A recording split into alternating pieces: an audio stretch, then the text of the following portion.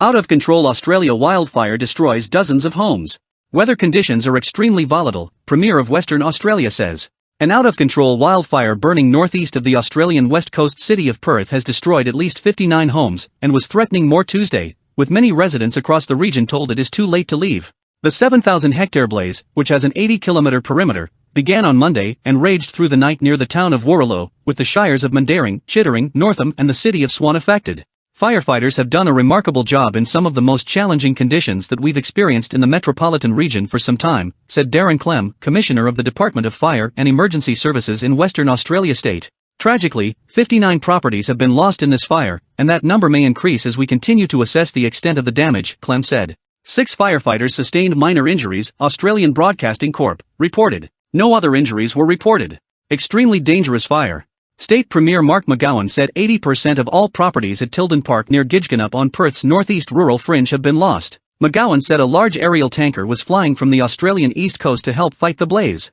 This is an extremely dangerous fire and a serious situation. Weather conditions are extremely volatile, McGowan said. Please do everything you can to keep you and your family safe and look after each other. People in a 25-kilometre stretch west from Warrallow to the Wallyunga National Park northeast of Perth were told Tuesday it had become too dangerous to leave their homes. You must shelter before the fire arrives, as the extreme heat will kill you well before the flames reach you, the latest warning said. Roads out of semi-rural suburb The Vines on Perth's northern outskirts were bumper-to-bumper with traffic, making some people choose to stay. Melissa Stahl, 49, heeded a text telling her to evacuate. I could smell the fire and went out the back and the whole yard was filled with smoke, she said. We grabbed bedding, photos, the 2 kids and the dog and got out of there. The situation has been further complicated by a temporary COVID-19 lockdown that covers the Perth metropolitan area, as well as the Peel and southwest regions. The lockdown, which began Sunday and runs to Friday, was put in place after a worker at a quarantine hotel tested positive for COVID-19. Cause of fire unknown. A warning to other threatened areas told people to leave if they are not prepared to fight the blaze.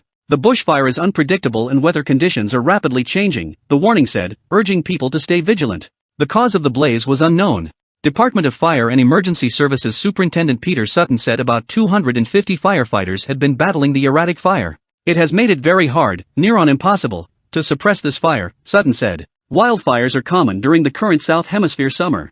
However, the season has been mild on Australia's southeast coast, which was devastated by massive fires last summer.